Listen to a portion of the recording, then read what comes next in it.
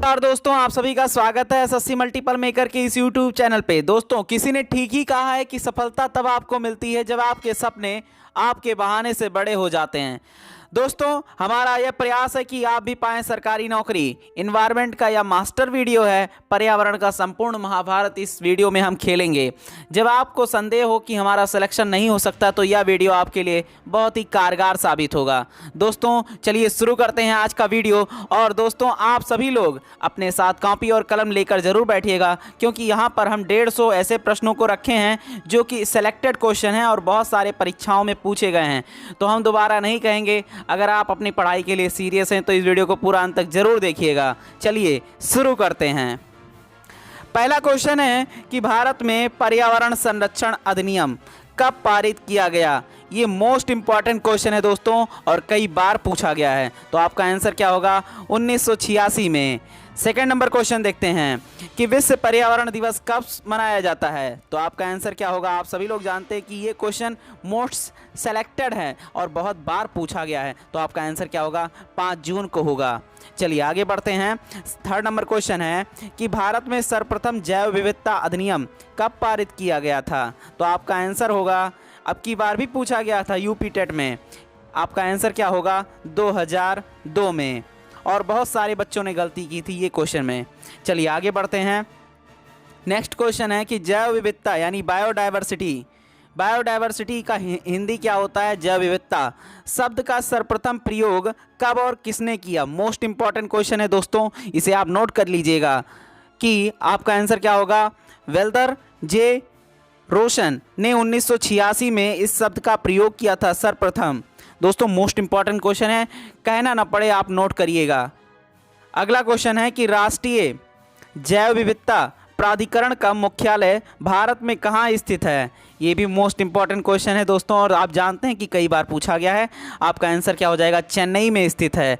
यानी राष्ट्रीय जैव विविधता प्राधिकरण का मुख्यालय भारत में कहाँ स्थित है? तो आपका आंसर हो जाएगा चेन्नई में। अगला क्वेश्चन देखते हैं, रेड डाटा बुक क्या है। ये मोस्ट इंपॉर्टेंट क्वेश्चन है, और आप देखे होंगे कि प्रीवियस ईयर पेपर में बहुत बार पूछा गया है कि रेड डेटा बुक क्या है, और आपके पास 4 ऑप्शन दिया जाता है। तो यहाँ पर आप समझ लीजिए कि आपका आंसर क्या होगा कि विलुप्त होने के कागार पर खड़ी संकटग्रस्त पौधों और पशुओं की सूची क्या होती है। पौधों और पशुओं की जो संकटग्रस्त खड़ी कागार पर विलुप्त होने वाली जो होती हैं पौधों और पशुओं की जो सूची बनाई जाती है उसे हम क्या कहते हैं? रेड डाटा बुक कहते हैं। चलिए नेक्स्ट क्वेश्चन देखते हैं। रेड डाटा बुक किस अंतर्राष्ट्रीय संगठन के द्वारा निकाली जाती है। तो आपका आंसर होगा IUCN। इसका फुल फॉर्म क्या होता है? कई बार ये भी पूछा जाता है। International union for conservation of nature के द्वारा। अब यहाँ पर आपसे कभी आई का फुल फॉर्म पूछेगा तो आई का फुल फॉर्म होता है इंटरनेशनल, यू का फुल फॉर्म होता है यूनियन, और सी का फुल फॉर्म होता है कंजर्वेशन, और एन का फुल फॉर्म होता है नेचर। तो दोस्तों यहाँ तक आप समझ गए होंगे। हम बढ़ते हैं नेक्स्ट क्वेश्चन पे। IUCN का यानी international union for conservation of nature का मुख्यालय कहाँ पर स्थित है। तो आपका आंसर क्या होगा? स्विट्ज़रलैंड के ग्लैंड में स्थित है। तो आपका आंसर ये हो जाएगा, स्विट्ज़रलैंड में स्थित है। नेक्स्ट क्वेश्चन है कि रेड डेटा बुक को पहली बार कब प्रदर्शित किया गया था, यानी पहली बार कब लाया गया था। तो आपका आंसर क्या होगा? 1966 में। नोट करिएगा। अगला क्वेश्चन है कि रेड डाटा बुक में संकटापन्न जीवों को किस रंग से दर्शाया जाता है। यानी कि रेड डेटा बुक जो होता है उसमें संकटग्रस्त जीवों को किस रंगों के द्वारा प्रदर्शित किया जाता है या दिखाया जाता है, दर्शाया जाता है। तो आपका आंसर क्या होगा? पिंक कलर से दर्शाया जाता है। नेक्स्ट क्वेश्चन है कि संयुक्त राष्ट्र द्वारा कौन से दशक को जैव विविधता दशक घोषित किया गया था। यानी कि मोस्ट इंपॉर्टेंट क्वेश्चन है कि जैव विविधता दशक माने 10 साल को। तो 2011 से 2020 जो ऐसा ईयर है इसको जैव विविधता दशक के रूप में घोषित किया गया था। मोस्ट इंपॉर्टेंट क्वेश्चन है दोस्तों, नोट करिएगा। आगे बढ़ते हैं कि रामसर संधि किससे संबंधित है। रामसर संधि किससे संबंधित है? और आप देखे होंगे प्रीवियस ईयर के क्वेश्चन में ये कई बार पूछा गया कि आर्द्र भूमियों के संरक्षण व संवर्धन से संबंधित है, संवर्धन से संबंधित है। दोस्तों नोट करिएगा, वीडियो को पॉज करके अगला क्वेश्चन देखते हैं कि विश्व आर्द्र दिवस कब मनाया जाता है? विश्व आर्द्र दिवस कब मनाया जाता है? तो आपका आंसर क्या हो जाएगा? 2 फरवरी को।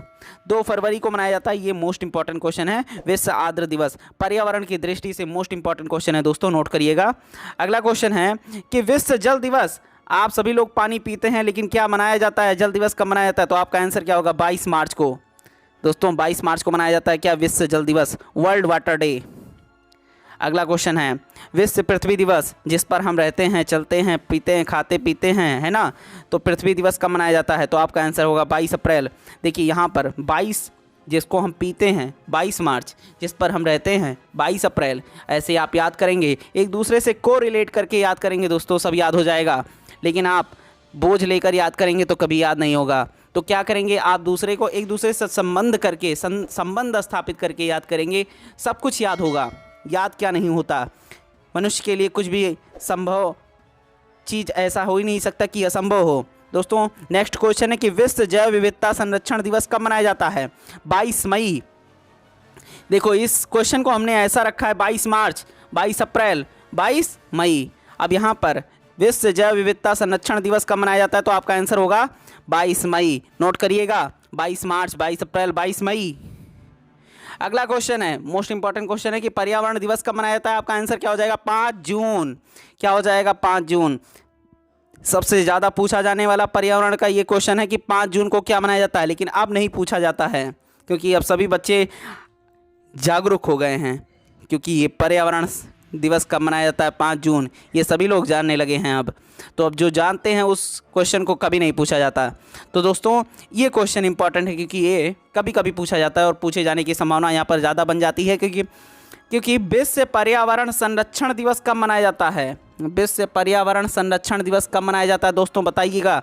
आपका आंसर क्या हो जाएगा? 26 नवंबर। 26 नवंबर को मनाया जाता है विश्व पर्यावरण संरक्षण दिवस। अगला क्वेश्चन देखते हैं।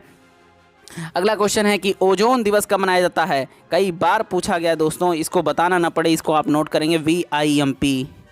इसी पर हमने लिखा है VIMP, यानी कि मोस्ट इंपॉर्टेंट क्वेश्चन है कि ओजोन दिवस कब मनाया जाता है? आपका आंसर हो जाएगा 16 सितंबर को।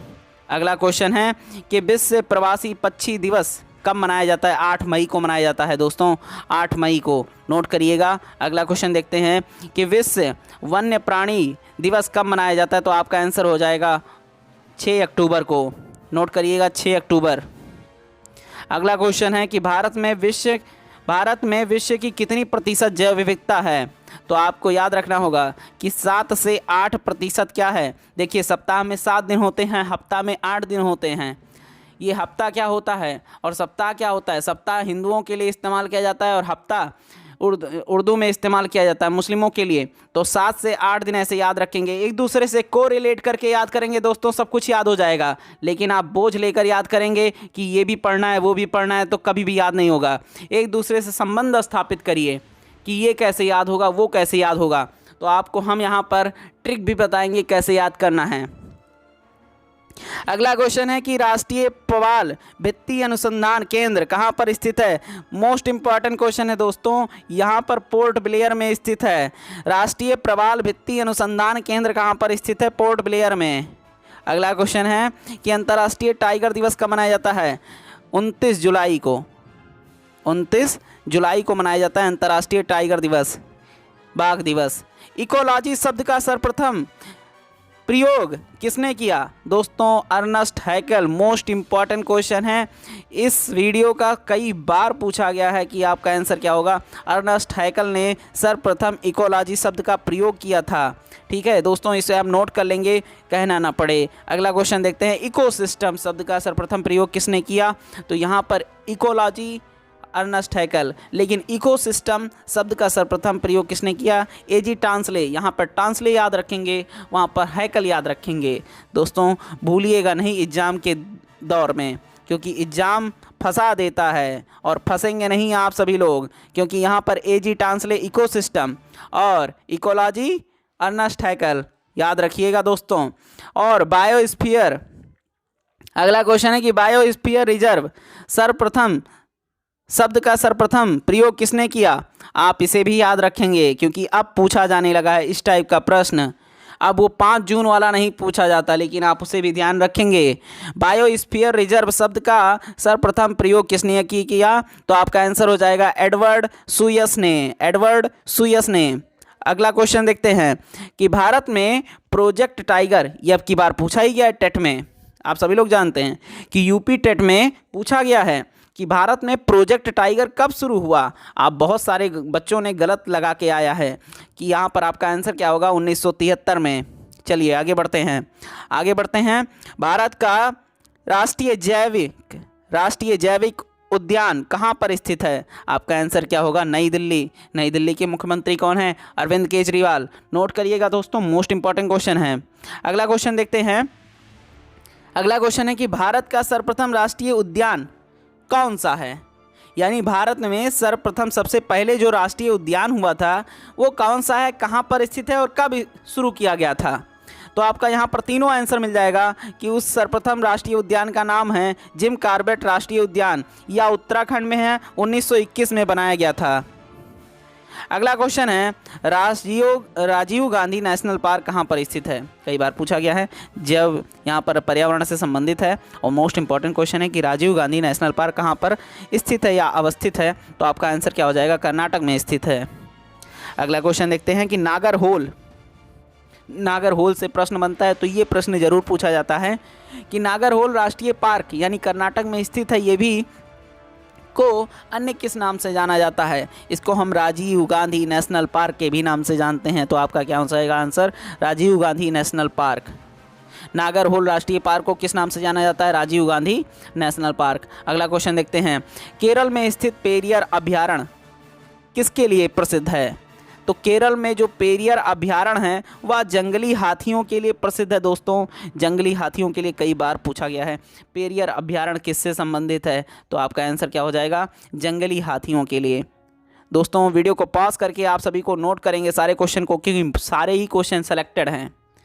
अगला क्वेश्चन है कि यूनेस्को के द्वारा क्या हुआ था कि man of the biosphere program यानी MAB क्या है और इसकी शुरुआत कब हुई। इसको दोस्तों नोट करिएगा एक एक पॉइंट कि यूनेस्को का मैन ऑफ द बायोस्फीयर कार्यक्रम जो है या प्रोग्राम है का मुख्य उद्देश्य लोगों एवं उनके पर्यावरण के मध्य संबंधों में सुधार है और इसकी शुरुआत जो हुई थी 1971 में हुई थी। ठीक है, तो यूनेस्को के द्वारा man of the biosphere program क्या है, आप सभी लोग जान गए कि यूनेस्को में मैन एंड बायोस्फीयर कार्यक्रम का मुख्य उद्देश्य लोगों एवं पर्यावरण के मध्य संबंध का सुधार या जागरूक अवस्थित करना है और इसकी शुरुआत जो हुई थी 1971 में की गई थी। दोस्तों नोट करिएगा और ये आपके प्रश्न में पूछे जा सकते हैं।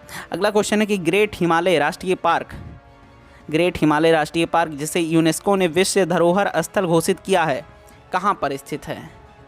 दोस्तों कहाँ पर स्थित है, आपका आंसर क्या हो जाएगा, हिमाचल प्रदेश में स्थित है। दोबारा नहीं कहेंगे, एक बार नोट कर लीजिए। अगला क्वेश्चन है कि भारत में ताजे पानी की सबसे बड़ी झील कौन सी है। भारत में ताजे पानी की सबसे बड़ी झील कहाँ पर है, कौन सी है, कहाँ पर स्थित है। आपका आंसर क्या हो जाएगा, लोकटक झील भारत में ताजे पानी की सबसे बड़ी झील है जो मणिपुर में स्थित है। जो भारत में सबसे बड़ी झील कौन सी है, लोकटक झील है जो भारत में ताजे पानी की सबसे बड़ी झील है और कहाँ पर स्थित है, तो मणिपुर में स्थित है। दोस्तों नोट करिएगा। अगला क्वेश्चन देखते हैं कि Nanda Devi, most important question है दोस्तों, मोस्ट इंपॉर्टेंट क्वेश्चन है कि नंदा देवी जैवमंडल आरक्षित क्षेत्र किस राज्य में स्थित है। आपका आंसर हो जाएगा उत्तराखंड में स्थित है नंदा देवी जैवमंडल आरक्षित क्षेत्र। नोट करिएगा। अगला क्वेश्चन देखते हैं।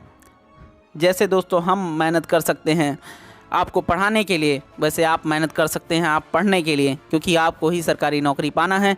यहाँ पर नेक्स्ट नंबर क्वेश्चन देखते हैं कि शीत मरुस्थल यानी कोल्ड डिजर्ट जैवमंडलीय आरक्षित क्षेत्र किस राज्य में स्थित है। आपका आंसर हो जाएगा हिमाचल प्रदेश। नोट करिएगा सारे क्वेश्चन और एक बार रिवीजन भी जरूर करिएगा। वीडियो को क्या करेंगे आप, सबसे पहले वीडियो को शुरू करिए, लीड लगाइए, जिससे क्या होगा, एक बार आप देखेंगे और दूसरी बार वीडियो को चलाकर अपने कॉपी पेन से नोट करेंगे।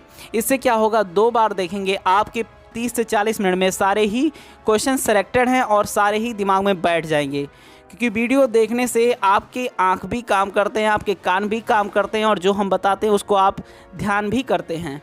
तो इससे आपके 3 काम होंगे और लास्ट में आप लिखेंगे, फिर उसको आप रिवाइज करेंगे। तो ये सारे क्वेश्चन आपके सिलेक्टेड हैं, आपके प्रश्न में, आपके परीक्षा में आ सकते हैं।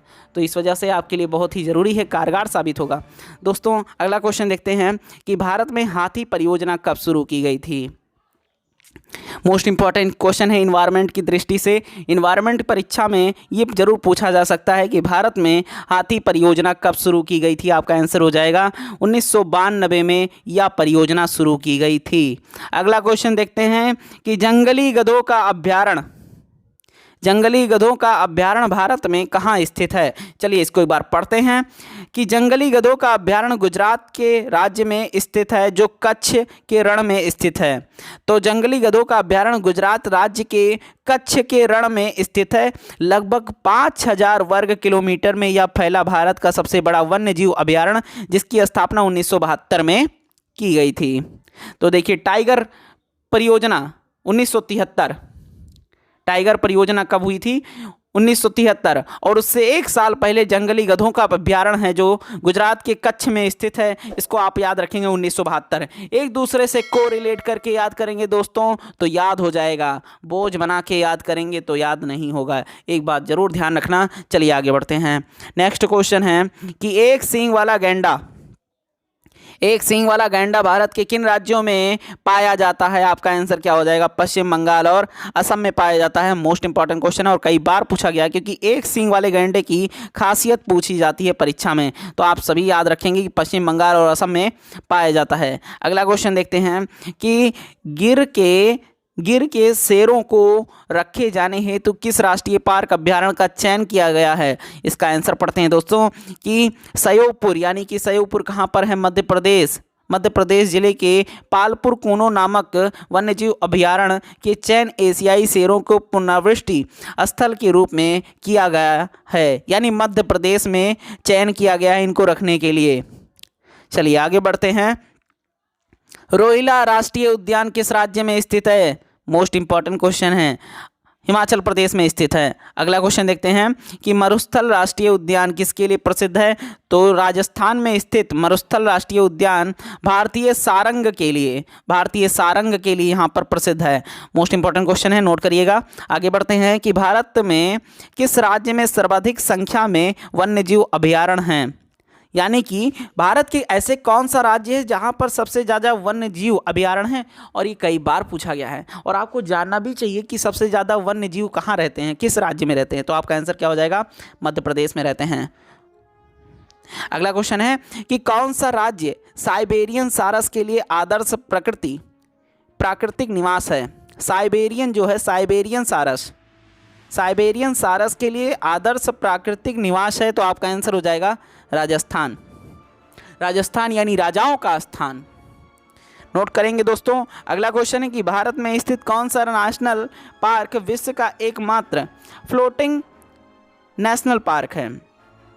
तो मणिपुर में स्थित यहाँ पर देखिए दोस्तों क्या लिखा हुआ है कि मणिपुर में स्थित केयुबुल लाजमाओ नेशनल पार्क विश्व का एकमात्र फ्लोटिंग नेशनल पार्क है। दोस्तों नोट करिएगा कि मणिपुर में स्थित है केयुबुल लाजमाओ नेशनल पार्क, जो विश्व का एकमात्र फ्लोटिंग नेशनल पार्क है, विश्व का एकमात्र।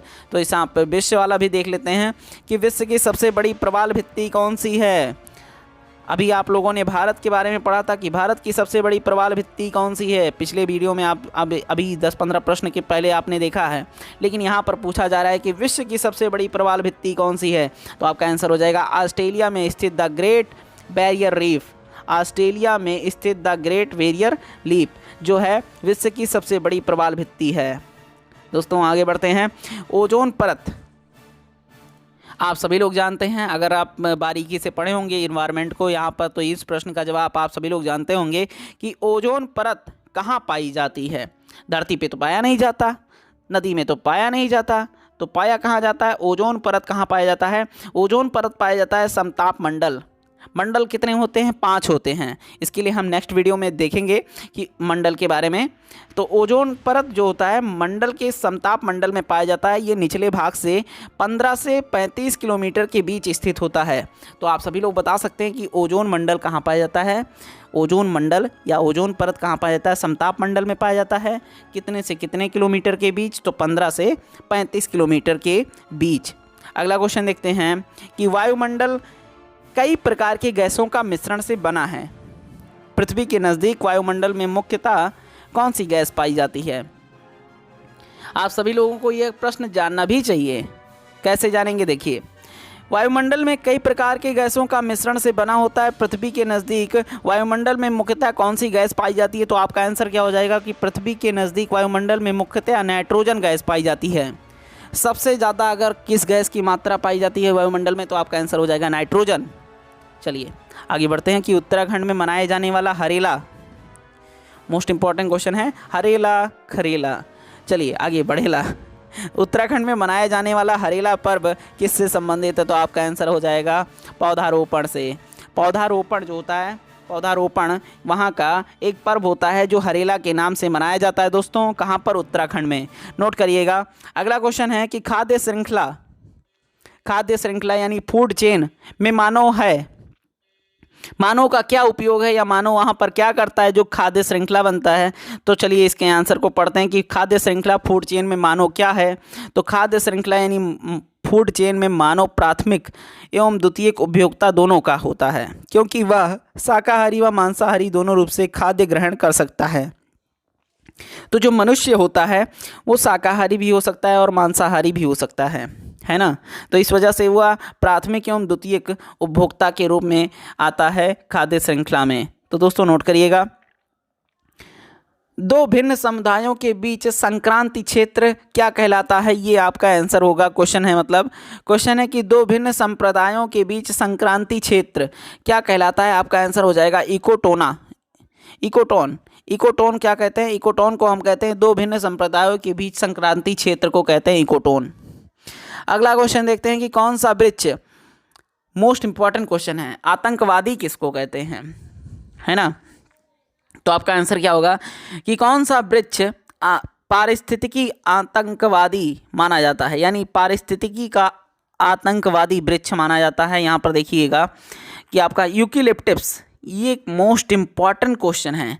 यूकेलिप्टस को पारिस्थितिकी आतंकवादी माना जाता है। यूकेलिप्टस के कारण पृथ्वी का जल स्तर घट जाता है तथा निकटता भूमि का उर्वरक शक्ति ह्रास हो जाता है। ह्रास का मतलब होता है कम, यानी यूकेलिप्टस एक प्रकार का जो पेड़ होता है, यहाँ पर जहाँ पर ये पेड़ पाया जाता है वहाँ के जल स्तर बहुत ही कम हो जाते हैं दोस्तों। ये एक प्रकार का ऐसा पेड़ होता है जिसको हम आतंकवादी के रूप में जानते हैं। किसके आतंकवादी? पारिस्थितिकी के आतंकवादी के रूप में इस पेड़ों को जानते हैं। जहाँ पर ये पेड़ पाए जाते हैं वहाँ का जल स्तर बहुत ही कम हो जाता है, भूमि की उर्वरक शक्ति भी यहाँ पर कम हो जाती है दोस्तों। इस वजह से ये मोस्ट इंपॉर्टेंट क्वेश्चन है, आप इसे नोट कर लेंगे। चलिए आगे बढ़ते हैं। अगला क्वेश्चन है कि कौन सा पारिस्थितिकी तंत्र पृथ्वी में सर्वाधिक क्षेत्रफल पर पाया जाता है? तो कौन सा ऐसा पारिस्थितिकी तंत्र है जो पृथ्वी के सर्वाधिक क्षेत्रफल पर पाया जाता है? तो आपका आंसर क्या हो जाएगा? महासागरीय पारिस्थितिकी तंत्र। आगे बढ़ते हैं तो कौन सा क्वेश्चन आएगा कि कौन सा पारिस्थितिकी तंत्र सर्वाधिक अस्थायी पारिस्थितिकीय तंत्र होता है? तो आपका आंसर हो जाएगा वही महासागरीय पारिस्थितिकीय तंत्र। आपका आंसर हो जाएगा ये, ठीक है। आगे बढ़ते हैं कि पारिस्थितिकी तंत्र के उच्चतम पोषण स्तर प्राप्त होता है कहाँ से? चलिए इसको पढ़ते हैं कि सर्वाहारी को, क्योंकि यह शाकाहारी और मांसाहारी, सर्वाहारी किसको कहा जाता है? शाकाहारी और मांसाहारी जो दोनों तरह के भोज्य पदार्थों का ग्रहण करते हैं उसे हम कहते हैं सर्वाहारी। मनुष्य क्या होता है? मनुष्य सर्वाहारी है, वो शाकाहारी मिले तो वो भी खा ले, मांसाहारी मिले तो वो भी खा ले। तो इस प्रकार के भोज्य पदार्थों को ग्रहण करते हैं जिसकी वजह से उनका उच्चतम पोषण स्तर प्राप्त होता है। आगे बढ़ते हैं कि पारिस्थितिकी के जनक किसको कहा जाता है? पारिस्थितिकी के जनक किसको माना जाता है, किसको कहा जाता है? तो देखिए इसके बारे में हमने आपको पहले ही बताया कि पारिस्थितिकी के जनक जर्मन वैज्ञानिक हर्नस्ट हैकल अर्नस्ट हैकल, इन्होंने सर्वप्रथम पारिस्थितिकी शब्द इकोसिस्टम इकोलॉजी शब्द का प्रयोग किया था। इकोलॉजी मतलब होता है पारिस्थितिकी, तो इकोलॉजी शब्द का यानी पारिस्थितिकी शब्द का सर्वप्रथम प्रयोग जर्मन के वैज्ञानिक अर्नस्ट हैकल ने किया था। तो दोस्तों मोस्ट इम्पॉर्टेंट क्वेश्चन है, नोट करिएगा। और पारिस्थितिकी तंत्र की संकल्पना को सबसे पहले किसने प्रस्तावित किया, ये भी क्वेश्चन हम बता चुके हैं, A.G. टांसले। ठीक है, यहाँ पर तंत्र लग जाएगा, वहाँ पर पारिस्थितिकी ही रहेगा। अच्छा, अब इसको देखिए कि पारिस्थितिकी अस्थायी अर्थव्यवस्था है या किस आंदोलन का नारा है। चिपको आंदोलन आप सभी लोग जानते हैं, चिपको आंदोलन के बारे में हम इस वीडियो में भी डिस्कस करेंगे। यहाँ पर देखिए कि यह जो है, ये जो नारा है किसने दिया था कि पारिस्थितिकी अस्थायी अर्थव्यवस्था है या किस आंदोलन का नारा है, ये पूछा जाता है। तो आपका आंसर हो जाएगा चिपको आंदोलन का यह नारा बना था। अब चिपको आंदोलन कहाँ पर हुआ था, किसने यहाँ पर सहभागिता जताई थी, इस वीडियो में अभी हम जानेंगे आगे की ओर। अब देखिए नेक्स्ट क्वेश्चन है कि पारिस्थितिकी अस्थायी अर्थव्यवस्था है, यह नारा किसके द्वारा दिया गया। देखिए किस आंदोलन के द्वारा दिया गया, तो चिपको आंदोलन। किसने दिया, सुंदरलाल बहुगुणा ने कहा कि पारिस्थितिकी अस्थायी अर्थव्यवस्था है, ये कहा था सुंदरलाल बहुगुणा ने। अब आगे बढ़ते हैं, कौन से वनों में सर्वाधिक जैव विविधता पाई जाती है। तो आपका आंसर हो जाएगा उष्णकटिबंधीय वर्षा वनों में सर्वाधिक जैव विविधता पाई जाती है, आपका आंसर हो जाएगा। नोट करिएगा, आगे बढ़ते हैं। द ग्रेट इंडियन हॉर्नबिल मुख्यतः भारत में किस क्षेत्र में पाए जाते हैं। तो आपका आंसर हो जाएगा कि भारत में द ग्रेट इंडियन हॉर्नबिल पश्चिमी घाट के क्षेत्रों के वनों में पाए जाते हैं, पश्चिम घाट के क्षेत्र के वनों में पाए जाते हैं, आपका आंसर हो जाएगा। आगे बढ़ते हैं कि नेपाल तथा भारत में वन्य जीव संरक्षण प्रयासों के रूप में सेव, आप जैसे मोबाइल में सेव करते हैं तो देखिए यहाँ पर क्या लिखा है कि नेपाल तथा भारत में वन्य जीव संरक्षण प्रयासों के रूप में सेव नामक एक संगठन प्रारंभ किया। सेव का उद्देश्य क्या है, तो टाइगर का संरक्षण करना ही क्या कहता है, सेव का एकमात्र उद्देश्य है। तो सेव एक प्रकार का, यहाँ पर SAVE एक प्रकार का संगठन है जो प्रारंभ किया गया था किस उद्देश्य से, तो टाइगर के संरक्षण के उद्देश्य से इसका आरंभ किया गया था, शुरुआत किया गया था। अगला क्वेश्चन है कि भारत में सबसे बड़ा बाघ आवास यानी टाइगर रिवर्स कहाँ पर है। तो आपका आंसर हो जाएगा कि आंध्र प्रदेश में स्थित नागार्जुन सागर श्रीशैल टाइगर रिजर्व। ठीक है, आगे बढ़ते हैं। विश्व की सबसे बड़ी प्रवाल भित्ति किस देश के तट पर पाई जाती है। तो आपको हम पहले ही बता चुके हैं, चलिए यहाँ पर फिर से देख लेते हैं कि यहाँ पर थोड़ा और लंबे से देख लेते हैं कि ऑस्ट्रेलिया में स्थित द ग्रेट बैरियर रीफ विश्व की सबसे बड़ी प्रवाल भित्ति है। ऑस्ट्रेलिया के पूर्वी भाग में कोरल सागर में स्थित अवरुद्ध प्रवाल भित्ति है और इसे 1981 में यूनेस्को की विश्व विरासत सूची में शामिल किया गया था। दोस्तों नोट कर लीजिएगा, यहाँ पर हम लॉन्ग कट से देख लिए हैं। उसके बाद में नेक्स्ट क्वेश्चन है कि टॉप स्लिप के नाम से किस राष्ट्रीय उद्यान को जाना जाता है। टॉप स्लिप, ये मोस्ट इंपॉर्टेंट है कि टॉप स्लिप के नाम से किस राष्ट्रीय उद्यान को जाना जाता है। तो इंदिरा गांधी वन्य जीव अभ्यारण्य और राष्ट्रीय उद्यान को जाना जाता है टॉप स्लिप के नाम से। अगला क्वेश्चन है कि किसी प्रजाति की विलुप्त माना जा सकता है जब वह अपने प्राकृतिक आवास में नहीं देखी गई हो, यानी कि जब अपने आवास में कोई भी प्रजाति जब नहीं दिखाई देती है। लेकिन यहाँ पर देखिए कि किसी प्रजाति को विलुप्त माना जाएगा, लेकिन उसके लिए कंडीशन है कि जब तक वह अपने प्राकृतिक आवास में ना दिखाई दी जा रही हो, यानी जब तक ना दिखाई जा रही हो तो कितने वर्षों तक, यानी अगर हम कहें कि 50 वर्षों के लगभग अगर कोई प्रजाति है अपने आवास में नहीं दिखाई पड़ रही है तो हम समझेंगे कि उसकी प्रजाति विलुप्त हो गई है। दोस्तों आगे बढ़ते हैं। बांदीपुर राष्ट्रीय उद्यान किस राज्य में स्थित है। तो आपका आंसर हो जाएगा कर्नाटक। मोस्ट इंपॉर्टेंट क्वेश्चन है कि बांदीपुर राष्ट्रीय उद्यान किस राज्य में स्थित है, आपका आंसर हो जाएगा कर्नाटक। चलिए आगे बढ़ते हैं। अगला क्वेश्चन है कि मानस राष्ट्रीय उद्यान या मानस वन्य जीव अभयारण्य किस राज्य में स्थित है। तो आपका आंसर हो जाएगा असम। चलिए नोट करिएगा, असम। अगला क्वेश्चन है कि पेरियर वन्यजीव अभयारण्य किस राज्य में स्थित है? आपका आंसर हो जाएगा केरल। ये भी मोस्ट इंपॉर्टेंट है, नोट करिएगा। सिमलीपाल राष्ट्रीय उद्यान या सिमलीपाल राष्ट्रीय उद्यान किस राज्य में स्थित है? आपका आंसर क्या हो जाएगा? उड़ीसा। नोट करिएगा दोस्तों। चलिए आगे बढ़ते हैं। सलीम अली राष्ट्रीय उद्यान किस राज्य में स्थित है? आपका आंसर हो जाएगा जम्मू कश्मीर। आगे बढ़ते हैं। भारत का प्रथम तितली उद्यान कहाँ पर स्थित है? ये मोस्ट इंपॉर्टेंट है। बन्नरघट्टा जैविक उद्यान बेंगलुरु में स्थित है। बन्नरघट्टा जैविक उद्यान जो प्रथम तितली उद्यान के नाम से भारत में स्थित किया गया है, बेंगलुरु में स्थित है। पीलीभीत राष्ट्रीय उद्यान कहाँ पर स्थित है? आपका आंसर हो जाएगा उत्तर प्रदेश, पीलीभीत। इससे बहुत सारे प्रश्न बनते भी हैं। राजाजी राष्ट्रीय उद्यान किस राज्य में स्थित है? तो आपका आंसर हो जाएगा उत्तराखंड। नोट कर लीजिएगा।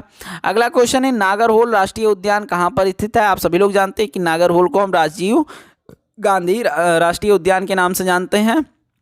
तो यहाँ पर आपका आंसर क्या हो जाएगा? कर्नाटक में स्थित है नागरहोल राष्ट्रीय उद्यान या राजीव गांधी राष्ट्रीय उद्यान। आगे बढ़ते हैं। काजीरंगा, अरे राम ना कहो दादा, ये मोस्ट इंपॉर्टेंट क्वेश्चन है, आप इसे नोट कर लेंगे कि काजीरंगा राष्ट्रीय उद्यान सबसे ज़्यादा पूछा जाने वाला क्वेश्चन है एनवायरनमेंट से कि काजीरंगा राष्ट्रीय उद्यान कहाँ पर है? तो भैया कहाँ है? असम में है। चलिए आगे बढ़ते हैं। इंद्रावती राष्ट्रीय उद्यान किस राज्य में स्थित है? आपका आंसर हो जाएगा छत्तीसगढ़ में। दोस्तों आगे बढ़ते हैं। पलामू राष्ट्रीय उद्यान किस राज्य में स्थित है? आपका आंसर हो जाएगा झारखंड में। आगे बढ़ते हैं दोस्तों, नोट करिएगा। दोस्तों को वीडियो को पॉज करके हम यहाँ पर जल्दी जल्दी इसलिए बता रहे हैं क्योंकि आपका टाइम वेस्ट ना हो।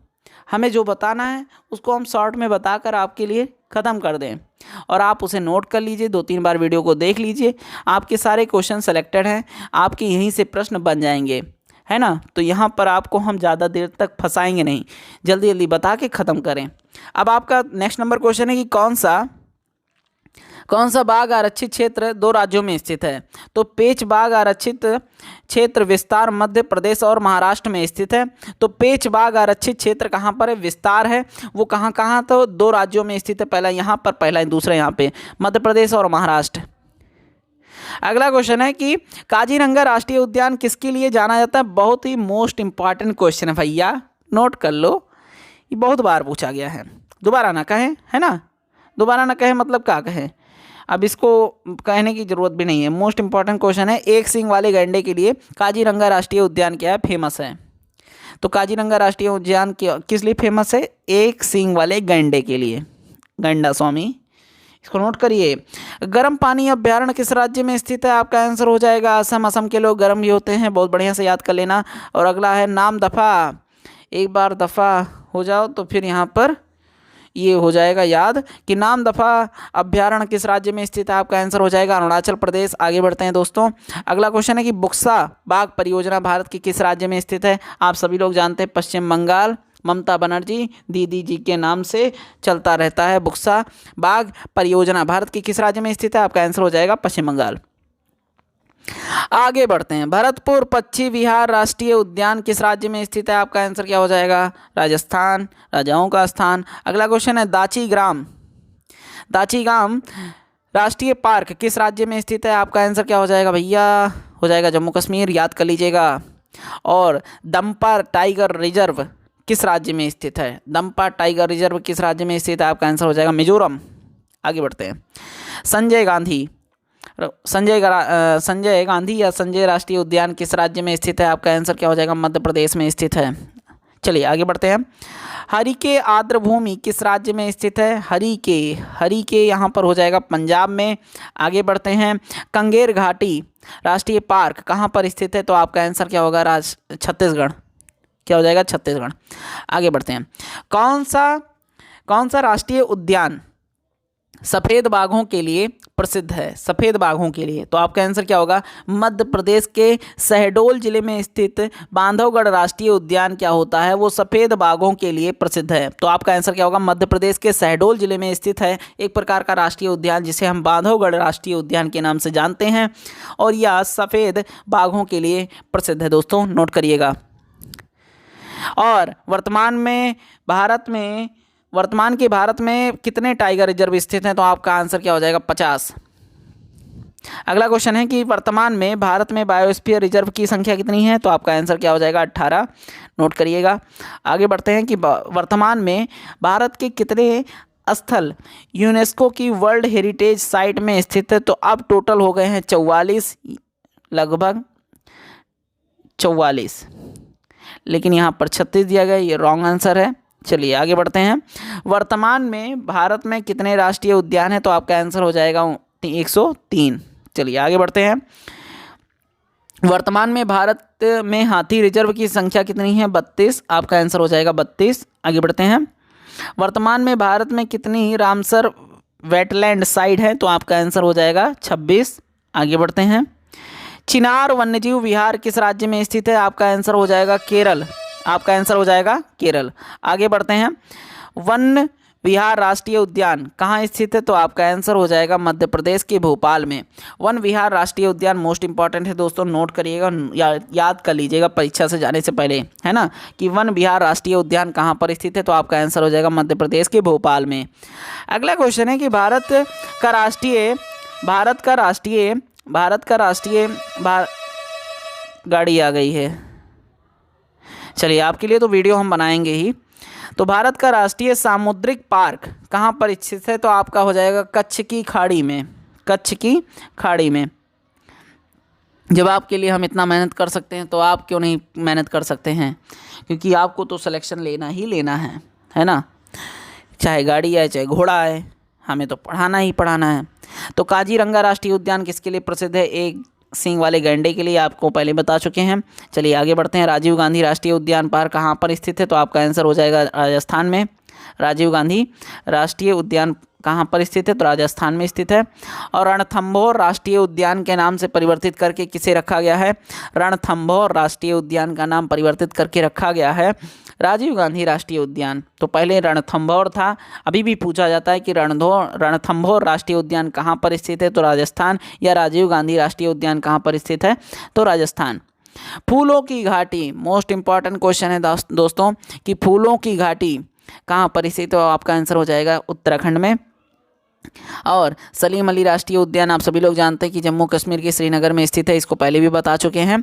और राजाजी राष्ट्रीय पार्क किसके लिए प्रसिद्ध है? तो एशियाई हाथों के लिए प्रसिद्ध है। राजाजी राष्ट्रीय पार्क कहाँ पर स्थित है? इसको हम पहले ही बता चुके हैं। आगे बढ़ते हैं कि मध्य प्रदेश का राजकीय पक्षी कौन सा है? दूधराज या सह बुलबुल। तो यहाँ पर आपको याद रखना है कि मध्य प्रदेश से बहुत सारे प्रश्न बनते हैं। जब भी इन्वायरमेंट से परीक्षा होती है, इन्वायरमेंट के सेक्शन से मध्य प्रदेश से बहुत सारे प्रश्न पूछे जाते हैं। बहुत सारे का मतलब हो गया कि 2 से 3 प्रश्न बन जाते हैं, तो मध्य प्रदेश वाले ज़रूर याद रखिएगा। आगे बढ़ते हैं। अगला क्वेश्चन है कि मध्य प्रदेश के किस राष्ट्रीय उद्यान को प्रोजेक्ट टाइगर में सबसे पहले शामिल किया गया? तो आपका आंसर हो जाएगा कान्हा किसली को प्रोजेक्ट टाइगर में सबसे पहले मध्य प्रदेश के राष्ट्रीय उद्यान में शामिल किया गया था। अगला क्वेश्चन है कि टाइगर राज्य किस राज्य को कहा जाता है? आप सभी को जानना चाहिए कि मध्य प्रदेश को टाइगर राज्य के नाम से भी जाना जाता है। एशियाई बब्बर शेर का निवास कहाँ है? तो आपका हो जाएगा गिरवन राष्ट्रीय उद्यान गुजरात में।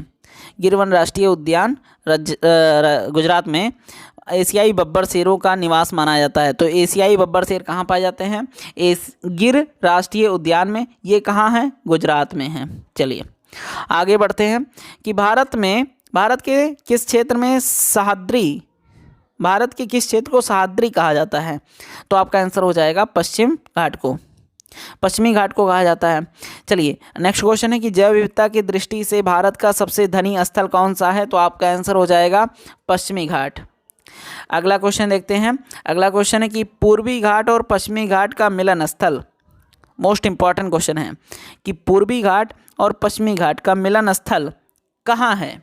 तो आपका आंसर हो जाएगा नीलगिरी की पहाड़ियों तमिलनाडु में, है ना। नीलगिरी की पहाड़ी तमिलनाडु में इसका पश्चिमी घाट और पूर्वी घाट का मिलन होता है। जंगली गधा अभ्यारण्य कहाँ है? तो जंगली गधा अभ्यारण्य कहाँ पर है भैया? दोस्तों गुजरात में है, नोट करिएगा। अगला क्वेश्चन है कि भारत का पहला राष्ट्रीय उद्यान कौन सा है एवं इसे कब अवस्थित किया गया था? तो आपका आंसर हो जाएगा Jim Corbett national park. Jim Corbett राष्ट्रीय उद्यान क्या हुआ था? 1936 में अवस्थित किया गया था, यानी स्थित किया गया था, और यह भारत का पहला राष्ट्रीय उद्यान है। मोस्ट इंपॉर्टेंट क्वेश्चन है। जिम कॉर्बेट राष्ट्रीय उद्यान का पुराना नाम क्या है? तो हेली राष्ट्रीय उद्यान। यहाँ से क्वेश्चन बन सकते हैं कि हेली राष्ट्रीय उद्यान किसे कहा जाता है? तो जिम कॉर्बेट राष्ट्रीय उद्यान 1936 में स्थित किया गया था। ठीक है दोस्तों। अच्छा, यहाँ पर देखिए, तो गिर राष्ट्रीय उद्यान के एशियाई शेरों को रखे जाने हेतु किस राष्ट्रीय उद्यान अभ्यारण्य का चयन किया गया था? तो पालूपुर कुनो मध्य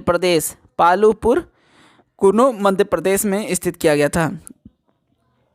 अगला क्वेश्चन है कि विश्व के सबसे बड़ा मैंग्रोव वन कहाँ पाया जाता है? मोस्ट इंपॉर्टेंट क्वेश्चन है दोस्तों, इसे नोट कर लीजिएगा, है ना, मोस्ट इंपॉर्टेंट है।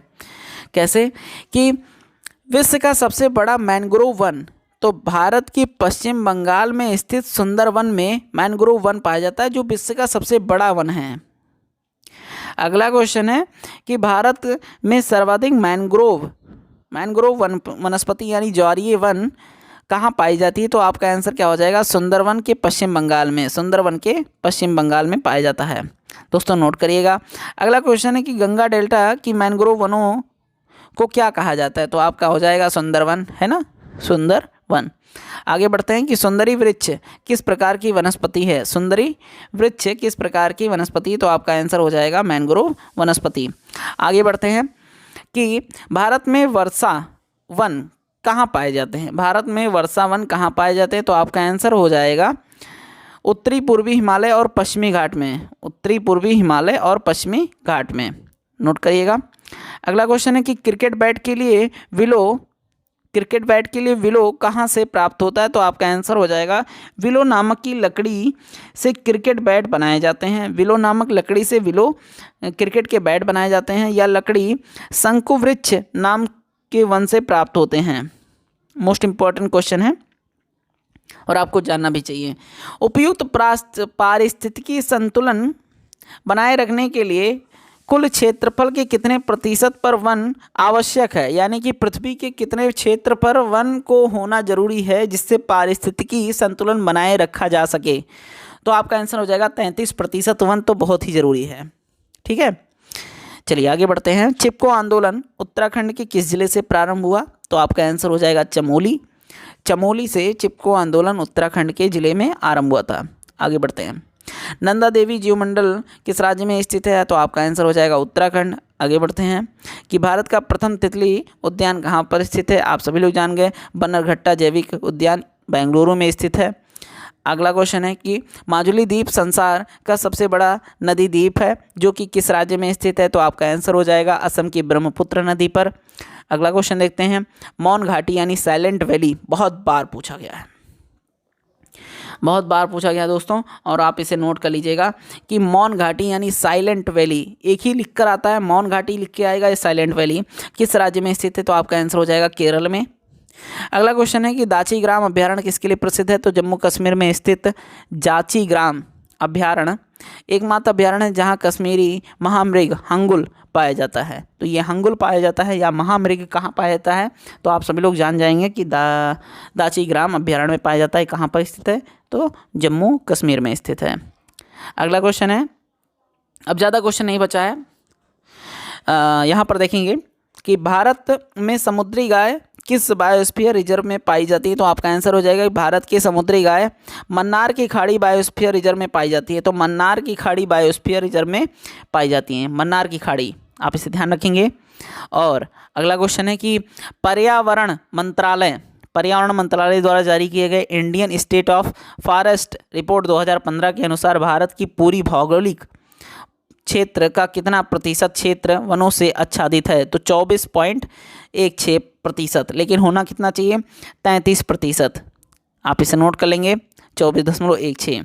भारत की जलवायु परिवर्तन पर प्रथम राष्ट्रीय क्रिया योजना कब प्रकाशित किया गया? तो आपका आंसर हो जाएगा कि भारत की जलवायु परिवर्तन पर प्रथम राष्ट्रीय क्रिया योजना NAPCC यानी national action plan on climate change वर्ष 2008 में प्रकाशित की गई थी। आपको इसे नोट कर लेना है और ये बहुत जल्दी याद हो जाएगा कि भारत की जलवायु परिवर्तन पर प्रथम राष्ट्रीय क्रिया योजना यानी कि NAPCC national action plan on climate change 2008 में प्रकाशित की गई थी दोस्तों, नोट करिएगा। और अगला क्वेश्चन है देखिए दोस्तों, बहुत तेज़ी से पढ़ाते हुए आए हैं, लेकिन आप वीडियो को स्लो करके एक एक क्वेश्चन को नोट कर लेंगे, बहुत ही बारीकी से पढ़ लेंगे, ठीक है। अब आप इतने बड़े हो चुके हैं कि हम यहाँ पर एक एक चीज़ का मतलब ना बताएं, क्योंकि टाइम वेस्ट करना हमें अच्छा नहीं लगता।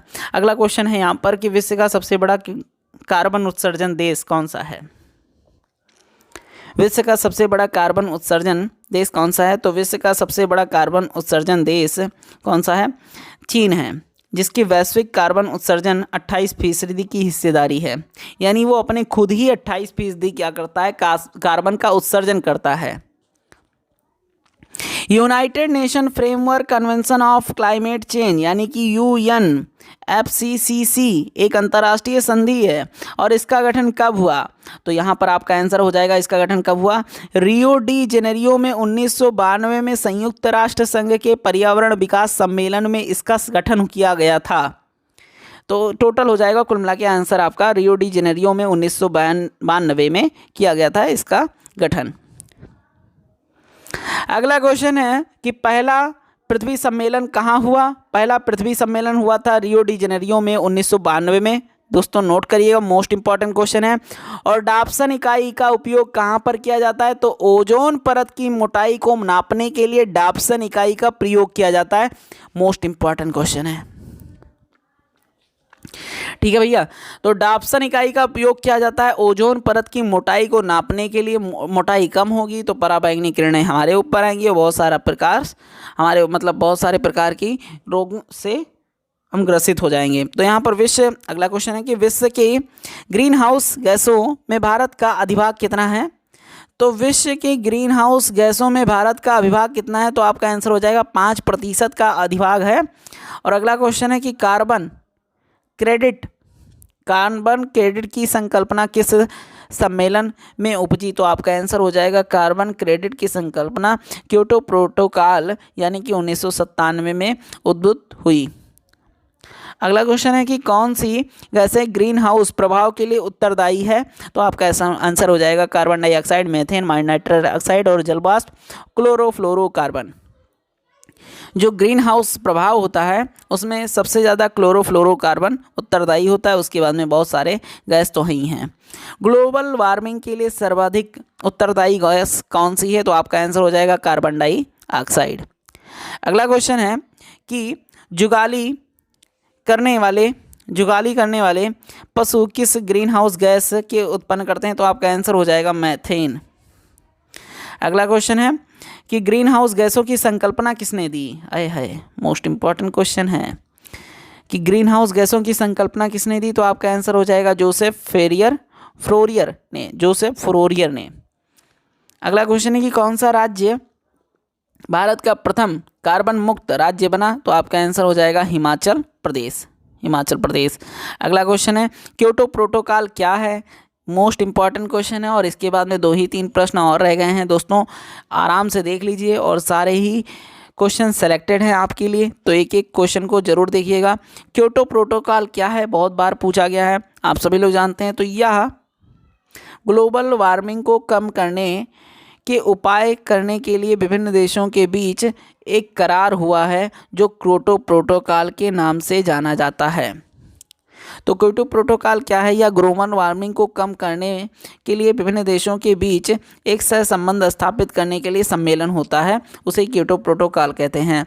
अगला क्वेश्चन है कि ओजोन छिद्र का निर्माण कहाँ से होता है? तो अंटार्कटिका के ऊपर ओजोन छिद्र का निर्माण सर्वाधिक होता है। अगला क्वेश्चन है मॉन्ट्रियल प्रोटोकॉल का संबंध किससे है? तो आपका आंसर हो जाएगा मॉन्ट्रियल प्रोटोकॉल ओजोन परत के संरक्षण से संबंधित है। तो आपका आंसर हो जाएगा मॉन्ट्रियल प्रोटोकॉल किससे संबंधित है?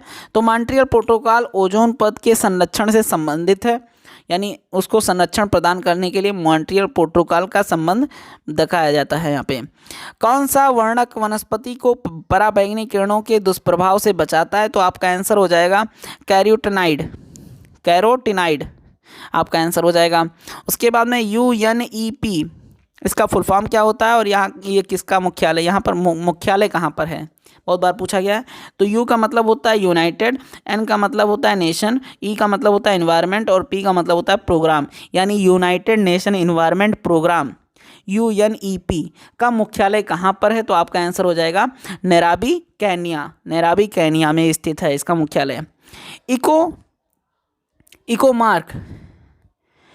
इकोमार्क किन भारतीय उत्पादों को दिया जाता है, इकोमार्क आप सभी लोगों ने देखा होगा।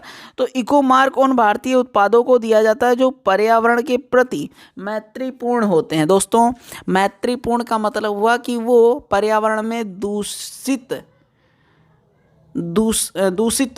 जलवायु, मतलब पर्यावरण को दूषित ना कर पाए, है ना।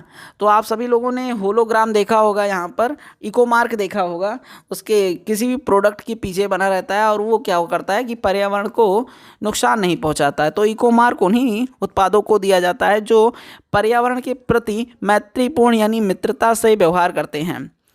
और अगला क्वेश्चन है कि केन्या की, इसके बाद में बहुत ज़्यादा प्रश्न नहीं बचे हैं, तो यहाँ पर हम देखते हैं कि केन्या की नोबेल पुरस्कार विजेता वंगारी माथाई किस राज्य के अपने योगदान के लिए जानी जाती हैं, तो आपका आंसर हो जाएगा धारणीय विकास यानी सस्टेनेबल डेवलपमेंट के लिए योगदान के लिए इन्होंने केन्या में ग्रीन बेल्ट मूवमेंट का नेतृत्व किया था।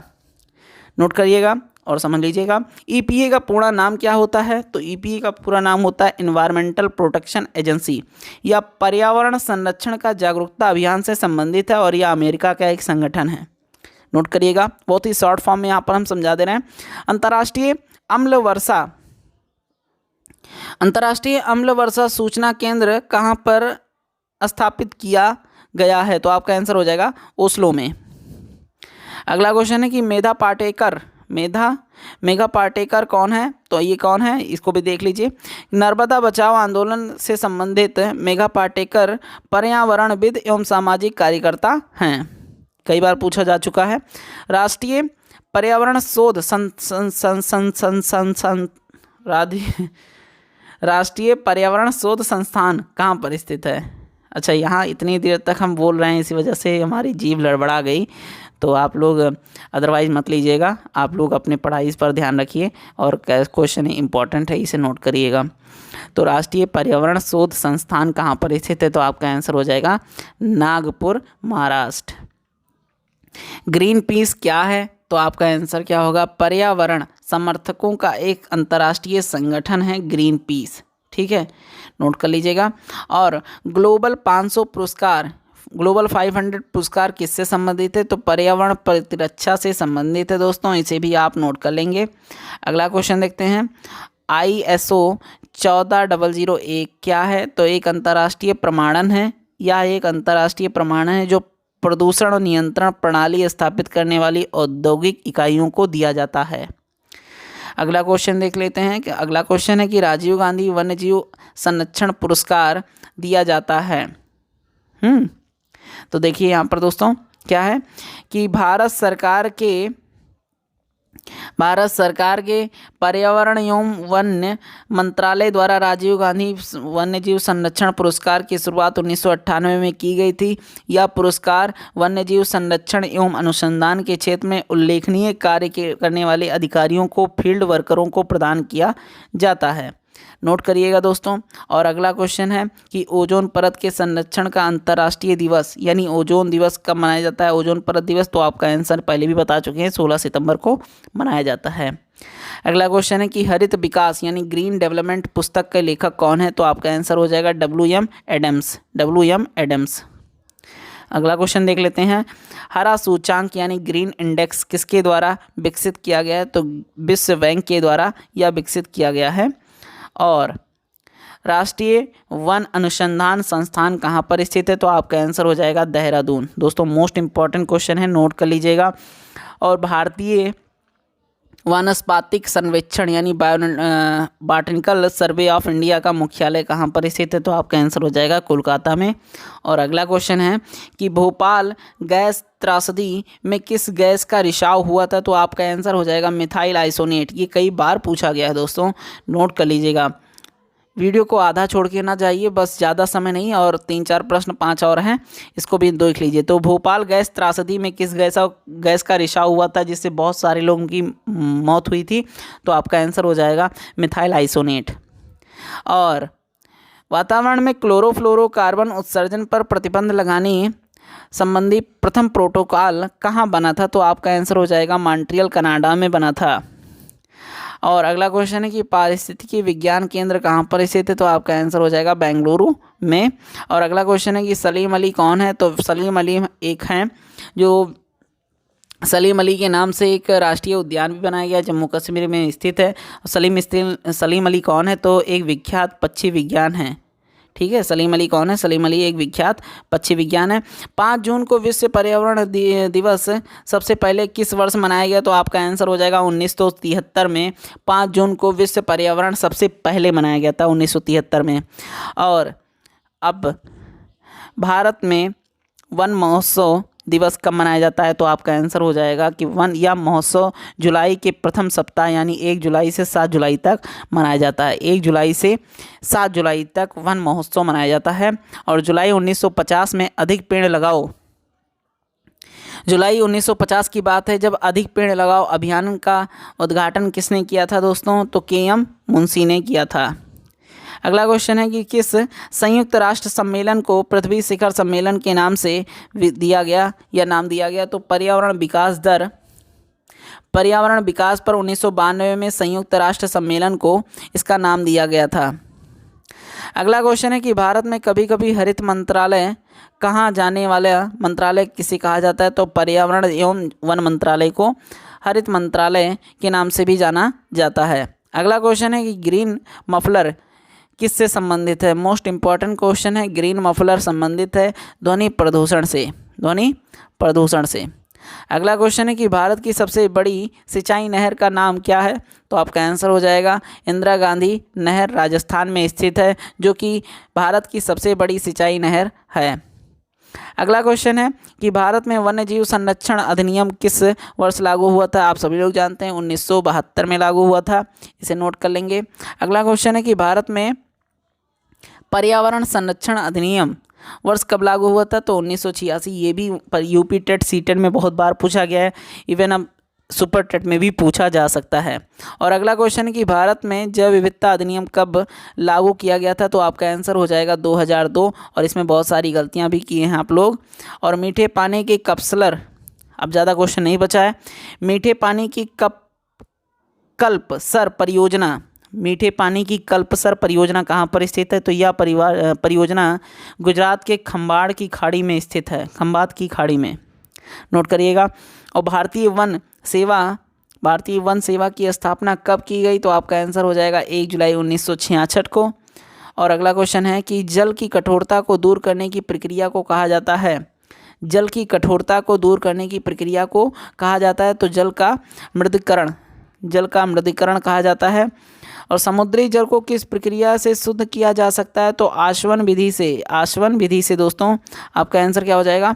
आसवन विधि से इस प्रक्रिया में समुद्री जल को शुद्ध किया जाता है। इस विधि को हम आसवन विधि के नाम से जानते हैं। और अगला क्वेश्चन है कि प्रकृति में पाई जाने वाली सबसे शुद्ध रूप क्या है? तो प्रकृति में पानी का सबसे शुद्ध रूप जो होता है वो वर्षा जल होता है। अगला क्वेश्चन देखते हैं कि अपनी प्रदूषकों के कारण कौन सी नदी जैविक मरुस्थल कहलाती है? तो आपका आंसर हो जाएगा दामोदर नदी। अगला क्वेश्चन देखते हैं, भूमिगत जल में दूषित करने वाले अजैविक प्रदूषक कौन से हैं? तो आर्सेनिक हैं। आर्सेनिक को क्या कहते हैं? भूमिगत जल को दूषित करने वाले अजैविक प्रदूषक हैं। तो अजैविक प्रदूषक कौन है? आर्सेनिक है। और संसार के स्वच्छ जल का कितना प्रतिशत हिमानी बर्फ के रूप में भंडारित है? तो आपका आंसर हो जाएगा 70%।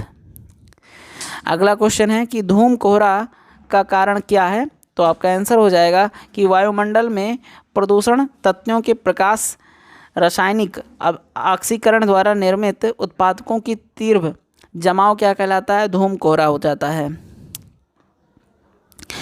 और इस वीडियो का लास्ट क्वेश्चन है कि अम्ल वर्षा होती है, क्यों होती है? इसका कारण देखिए, तो बादल के जल एवं सल्फर डाइऑक्साइड भैया अम्ल वर्षा में किस चीज़ का, तो यहाँ पर सल्फर डाइऑक्साइड SO2, ये कई बार पूछा गया है। आप इसे नोट कर लेंगे कि अम्ल वर्षा में मुख्य रूप से कौन सी गैस पाई जाती है। तो आपका आंसर क्या हो जाएगा, यहाँ पर बादल के जल एवं सल्फर डाइऑक्साइड प्रदूषकों के मध्य प्रतिक्रिया के फलस्वरूप क्या होता है, यही होता है। तो आपका आंसर जो हो जाएगा सल्फर डाइऑक्साइड हो जाएगा। ये मोस्ट इंपॉर्टेंट क्वेश्चन है। दोस्तों वीडियो कैसा लगा, वीडियो को पूरा लाइक करिएगा, अपने दोस्तों के साथ शेयर करिएगा। और हम ये समझते हैं कि हमें जितना मेहनत लगा इस वीडियो को बनाने में, उतनी ही मेहनत से अगर आप पढ़ लेंगे तो यह वीडियो या प्रश्न आपके सेलेक्टेड हैं, आपके पेपर में ज़रूर आएंगे। पर्यावरण से हम पूरी गारंटी लेते हैं कि इससे बाहर कहीं से भी प्रश्न नहीं बनेंगे। जितने भी प्रश्न यहाँ पर हमने देखे हैं सारे ही मोस्ट सिलेक्टेड इंपॉर्टेंट क्वेश्चन हैं। दोस्तों वीडियो को लाइक करिएगा, चैनल को सब्सक्राइब करिएगा और हम मिलते हैं नेक्स्ट वीडियो में नए क्वेश्चन के साथ। तब तक के लिए जय हिंद, जय भारत।